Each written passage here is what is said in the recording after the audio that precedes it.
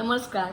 कथासागरमध्ये सगळ्यांचं स्वागत. आज अशा एका झाडाची कथा सांगणार आहे की जी कथा ऐकल्यावर तुम्हाला आज भेडसावणारे आणि भविष्यात आणखीन गंभीर होत जाणारे जे प्रश्न आहेत ना त्यांचं उत्तर तुम्हाला मिळेल.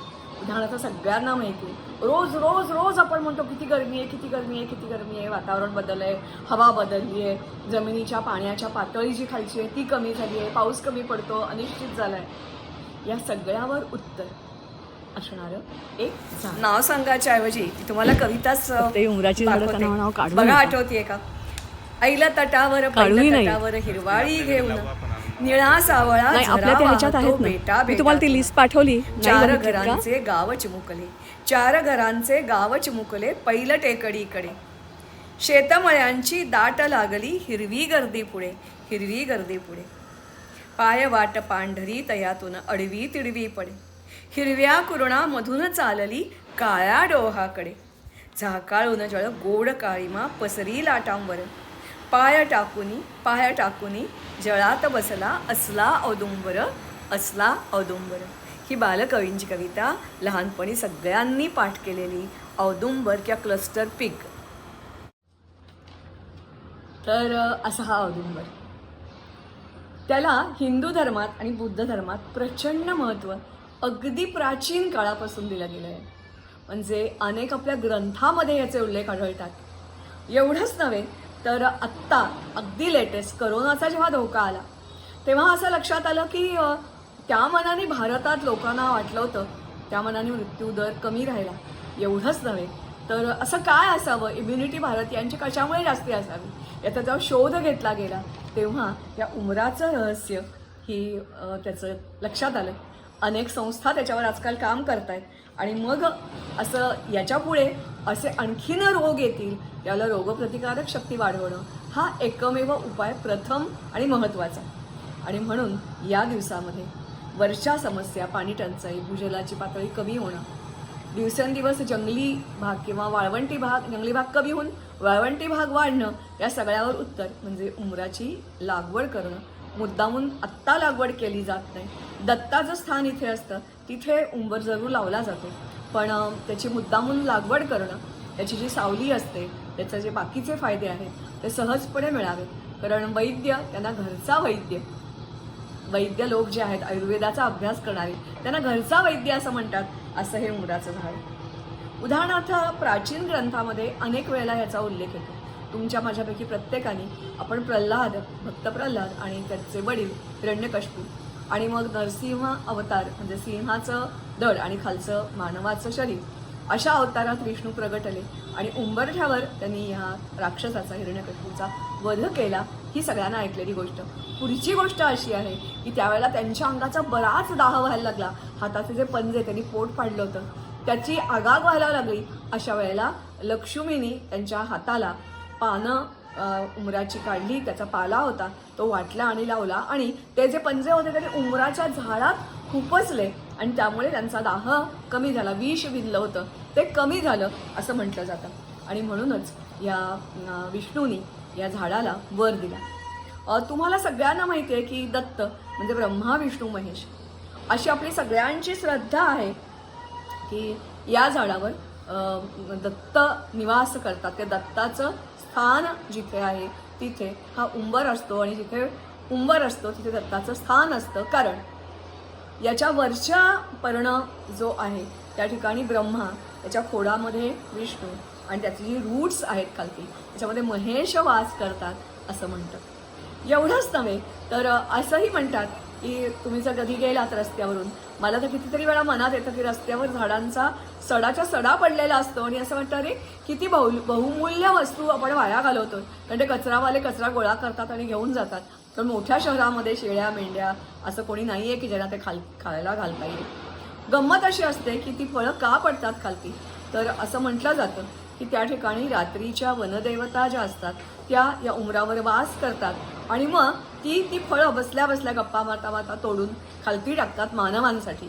आणि म्हणून तर आदिवासी जेव्हा या झाडाखालून जातात तेव्हा त्याच्यातलं एक तरी फळ नक्की खातातच खातात. कारण त्यांना असा त्यांची श्रद्धा आहे की असं जर केलं नाही तर उमराच्या झाडाला खूप वाईट वाटतं. त्याचा मान ठेवण्यासाठी आदिवासी लोक हे करतात. दुसरा आपल्याकडे अशी एक श्रद्धा आणि समज आहे की कुमारी ज्या असतात त्या कुमारी त्यांचा निवास या झाडाच्या खाली असतो. या औदुंबराची पानं, फुलं, फळं एवढंच नव्हे तर औदुंबर जल नावाचा जो प्रकार आहे पुढे आपण बघूया, तो अत्यंत औषधी आणि गुणकारी असा आहे. त्याची भरपूर शोध घेतला गेलेला आहे आणि अति प्राचीन काळापासून आपण त्याचा उपयोग सुद्धा करतो. याच्या फळांचं वैशिष्ट्य असं आहे की याची फळं खोडाला लागतात, झुपक्यानी लागतात, म्हणून तर याला क्लस्टर फिग असं म्हणतात किंवा हिंदीमध्ये त्याला गुलार म्हणतात. 2 प्रकारचे उंबर असतात. पण या फळांचं वैशिष्ट्य असं आहे की एकाच त्या ठिकाणी लगडलेल्या फळांमध्ये काही स्त्री फळं असतात, काही पुरुष फळं असतात, तर काही फळं ही नपुसक असतात. त्या नपुसका फळामध्ये आपण ज्या बरेच वेळा म्हणतो की किडे नांदतात, सहजीवनाचं उत्तम उदाहरण, त्यांचं आयुष्य तिथेच सुरू होतं आणि तिथेच संपतं. ते या नरफुलात नाही, स्त्री फुलात नाही, त्याची नपुसक फुलं आहेत, त्याच्यामध्ये हे किडे मोकोडे, म्हणून आपण किडे मोकोडे उंबरीकर केलेला ते हे. त्याच्याशिवाय असं आहे की याचं फळ आणि फूल म्हणतात उमराचं फूल, जे दिसत नाही असं उमराचं फूल, कारण याचं फळ आणि फूल हे एकच आहे आणि त्याला 3 तोंड असतात, जशी दत्तात्रयांची असतात तशी.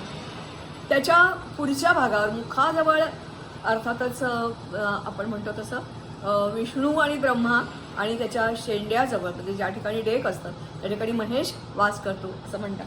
त्याचा जर उभा चाट घेतला तर आतलं फूल आपल्याला स्पष्टपणे दिसतं. सगळ्यात महत्त्वाचं म्हणजे हे जे फळ आहे हे पशुखाद्य, खास करून दूध देणारी जी आपली गाय असेल, म्हैस असेल, खास करून शेळ्या, मेंढ्या या सगळ्यांना हे खायला घातलं जातं. पानांचा उपयोग सूज कमी करण्यासाठी, दाह कमी करण्यासाठी केला जातो. एवढंच नव्हे तर ही पानं आपणही आपल्या आहारात वापरू शकतो. आपण आपल्याकडे फारसं वापरत नाही, पण आफ्रिकेच्या काही देशामध्ये या पानांचा चहासारखा उपयोग करून पितात किंवा पाणी याच्यापासून बनवलं जातं, ज्याला उंबर जल म्हणतात. ते पुढे बघूया. पण असं म्हणतात की जो मनुष्य रोज याच्या पानांचं सेवन करतो त्याचा चिरतरुण असा हा राहतो. दुसरी गोष्ट म्हणजे हा जो वृक्ष आहे हा खूप उंच वाढत नाही, पण हा सदाहरित असा वृक्ष आहे. ठेंगणा म्हणजे फार ठेंगणा नाही, पण खूप मोठा कडुलिंबासारखा वृक्ष नाही आहे. पण सगळ्यात महत्त्वाचं हा शीतल गुणधर्माचा आहे आणि म्हणून याच्या खालती सावली जी असते त्याच्यामध्ये बाहेरपेक्षा 3, 4, 5 डिग्रीपर्यंत टेम्परेचर कमी असतं. एवढंच नव्हे तर दुःख, वेदना ह्या कमी होतात आणि असं म्हणतात की याची जी छाया असते ह्याच्यात बसल्यानंतर आपल्याला मानसिक शांती मिळते. ज्यांना मानसिक ताणतणाव आहेत त्यांनी जरूर याच्या खाली बसावं. एवढंच नव्हे तर पूर्वीच्या काळी याच्या खालती बसून ग्रंथ वाचन, पोथ्या किंवा तुम्हाला माहिती संथा गिरवल्या जायच्या, त्या ह्याच्या खाली बसून गिरवल्या जायच्या.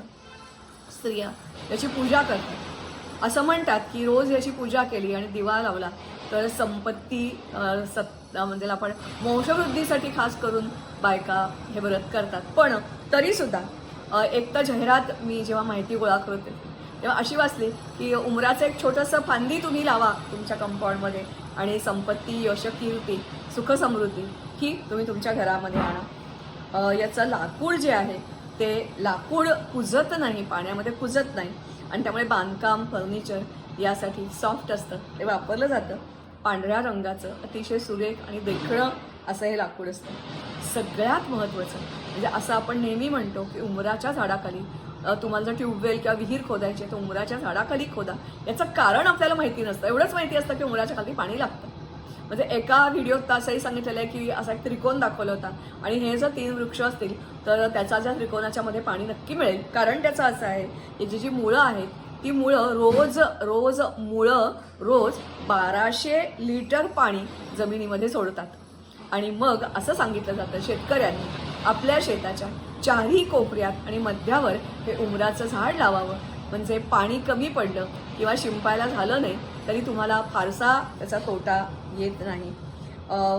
आपल्या निवासस्थानाजवळ जरूर मात्र काही जण म्हणतात की या दिशेला लावा, त्या दिशेला लावा, पण दक्षिण दिशेला जर आपलं हे उमराचं झाड असेल तर तुमच्या घराला सुखसंपत्ती, वैभव, भरभराट आणि सगळ्यात महत्त्वाचं जे घरातले तंटे बखेडे हे कमी होतात, सुखशांती लाभते असं हे उमराचं झाड.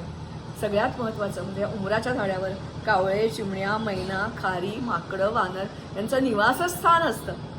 आणि याची फुलं, त्याच्याभोवती असंख्य फुलपाखरं, कीटक रुंजी घालत असतात आणि त्यामुळे तुमच्या आजूबाजूच्या शेतामधलं ज्याला परागीभवन असतं ते वाढतं आणि तुमच्या शेताचं उत्पन्नही वाढतं.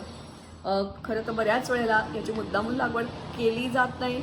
अशीच रोपं उगवून आलेली असतात नदीकाठी, ओढ्याकाठी, कुठे जराशी पाणथळ जमीन लागली तर. कारण याच्या फळामध्ये एक तर फळांची संख्या हजारोनी असते आणि या फळांमध्ये लाखोंनी बीजं तयार झालेली असतात. ती वाऱ्याबरोबर उडतात आणि मग त्याच्यापासून रोपं येतात. झाड कधीच तोडायचं नाही असं म्हटलं जातं. तोडलं झाड तर वंश नाश होतो. आणि याचा उपाय म्हणजे काही वेळेला तोडावंच लागतं, घराच्या जवळ आलं की आणखीन काही आहे तर याची रीतसर पूजा केली जाते, मंत्रोच्चार केले जातात आणि त्याच्यानंतर मग क्षमा मागून या झाडाचं तोडणी केली जाते. त्याच्या अगोदर 50 वृक्ष लावावे असं म्हटलं जातं. हल्ली मात्र रस्त्याच्या दुभाजकावर या रस्त्याच्या कडेला मुद्दामून शहरातही याची लागवड करतात. कारण मी म्हटलं तसं की सावलीसाठी आणि टेम्परेचर जे वाढत आहे त्याच्यावर याचा उपाय म्हणून केला जातो. याला घरच्या घरी वैद्य म्हणायचं कारण असं की पूर्वी गालगुंड प्रत्येकाला होत असं किंवा कॅन्सर, डायबेटीस अशा असंख्य रोगांवर हा रामबाण उपाय आहे. याचा सगळ्यात महत्त्वाची गोष्ट म्हणजे उंबरजल जे मार्केटमध्ये विकतही मिळतं, याची पान किंवा सालं ही पाण्यात भिजत टाकायची आणि मग विशिष्ट प्रोसेस करून हे उंबरजल बनवलं जातं. त्याच्याहीपेक्षा महत्त्वाचं म्हणजे याची साल जी आहे ती थोडीशी अशी खरवडली, तिथून पाणी पडतं, पाणी गळतं आणि हे पाणी स्त्रियांचे विकार, युरिनचे विकार, ॲसिडिटी, आम्लपित्त किंवा ॲलर्जीज अशा असंख्य गोष्टीवर अतिशय उपयुक्त आहे. हे जे पाणी आहे हे नियमित सेवन जर स्त्रियांनी केलं तर स्त्रियांच्या समस्यावर अत्यंत उत्तम अशा प्रकारचा उपाय याला मिळतो. साधारणपणे या झाडाला या ज्या श्रद्धा आहेत या श्रद्धामुळे बाकीची झाडं जशी एंडेंजर ट्री तसं एंडेंजर ट्री झालेलं नाही आहे, ते टिकून राहिलं आहे. मात्र याची उपयुक्तता लक्षात आल्यानंतर याच्यानंतर मात्र पुढच्या काळामध्ये याचा मुद्दामून लागवड केली जाईल. असंख्य संस्था याच्यावर प्रयोग करतायत, शोध लावतायत. आपण आपल्या आसपास जर उमराचं झाड असेल तर कोणी ते छाटणार नाही, कापणार नाही असं बघावं. उमराची जी फळं असतात ती आपल्या मला वाटते प्रत्येक गावागावात किंवा मुंबईसारख्या उपनगरात सुद्धा गायी घेऊन बसलेल्या असतात. तर आपण चारा विकत घेऊन देतो, 5-10 रुपये काय ते गोल देतात. ती ही उमराची फळं कोणाला तरी एखाद्या माणसाला सांगा, जशी आमच्या बिल्डिंगच्या समोर, शेजारच्या बिल्डिंगच्या समोर अशी उमराची झाडं रोजच्या रोज कितीतरी फळं असतात. एखाद्याला पैसे देऊन काम करायला सांगा, कचरा गोळा करतात म्युन्सिपाल्टीच्या लोकांना, आणि त्या गाईवाल्यांना जर तुम्ही द्यायला सांगितली तर ती वाया जाणार नाही. मला वाटते आम्ही लहानपणी आमच्या वाड्यामध्ये अतिशय मोठा प्रचंड उमराचा वृक्ष होता. त्याची फळं आम्ही लहानपणी खायचो, खूप खायचो नाही बरं का, कारण एक मनात भीती असते ना, किडे असतात त्याच्यात. आता आपल्याला कळतं की ते किडे कधी केव्हा असतात, पण ते उलगडलं की ते उडून जायचं, पाखरू असेल ते, आणि मग आम्ही ते खायचो. पीक म्हणजे अंजिरासारखं दिसणारं हे फळ आहे, पण अंजिरा एवढं गोड नसतं आणि त्याची भाजी किंवा कोशिंबीर, सॅलड याच्यामध्ये याचा उपयोग केला जातो. मी म्हटलं तसं की जे देश भूकबळी जिथे होतात किंवा उपासमारीची समस्या, अन्नधान्याची समस्या जिथे आहे त्या ठिकाणी मुद्दामून हल्ली असं सजेस्ट केलं जातं की उमराचं झाड त्या ठिकाणी लावावं. असे आफ्रिकेमध्ये आणि इतर काही देशांमध्ये असे प्रयोग सुरू केलेले आहेत त्या लोकांनी आणि त्यांना यशही येत आहे. आपण त्याच्यात मागे राहूया नको, पण आपल्याला आता आपल्या धार्मिक ग्रंथामधून केवढा तरी मोठा वारसा या उमराने दिलेला आहे. या उमराची फळं, फुलं आणि त्याचा आणखीन काही जो भाग आहे थोडेसे आपण काही स्लाइड्स बघूया आणि थांबूया. सगळ्यांना विनंती की ह्या उमराच्या खाली आता पोथ्या पुराणं नाही ना, पण संध्याकाळी काही ठिकाणी बायका एकत्र जमतात, गप्पा करतात, तर कुठेतरी बसण्यापेक्षा बाकाबिका या उमराच्या झाडाखालीच बाग टाका आणि तिथे बसा ना. किंवा मुलांना अभ्यासाला अभ्यासिका हवी असते, त्यांनी ह्याच्या झाडाखालती बसून अभ्यास करावा. म्हणजे मी म्हटलं तसं की मनशांती लाभते, एकाग्रता लाभते आणि मग तुमचा अभ्यास आपोआप चांगला होईल. नवीन काळामध्ये किंवा काही वेळेला वृत्तपत्राचे स्टॉल्स आपल्याला जिकडे तिकडे आजकाल दिसतात, काही सामाजिक संस्था किंवा व्यक्ती वृत्तपत्राचे स्टॉल्स उघडतात. हे स्टॉल्स या झाडाखालती उमराच्या जर तुम्ही काढलेत तर डबल फायदा तुम्हाला होईल. म्हणजे ज्ञान आणि विज्ञान आणि पूर्वीचं पुरातन काळातलं आपलं जे श्रद्धा, परंपरा, निष्ठा या सगळ्याची अतिशय सुरेख सांगड घातली जाईल. शाळांच्या आवारात झाडं लावा. कुठची तरी गुलमोहराची वगैरे झाडं असतात त्याच्याऐवजी अशी उमराची झाडं लावा. मुलांना मधल्या सुट्टीत त्याच्या खालती खेळू दे. मुलांना त्याच्या खालती बसून डबे खाऊन देत. मुलांना त्याच्या खालती बसून पाठांतर करू देत. शाळा सुटल्यावर, शाळा भरायच्या आधी थोडासा अभ्यास करून देत. असं आधुनिक काळाशी निगडीत याच्याशी नातं जोडायचा प्रयत्न आपण करूया.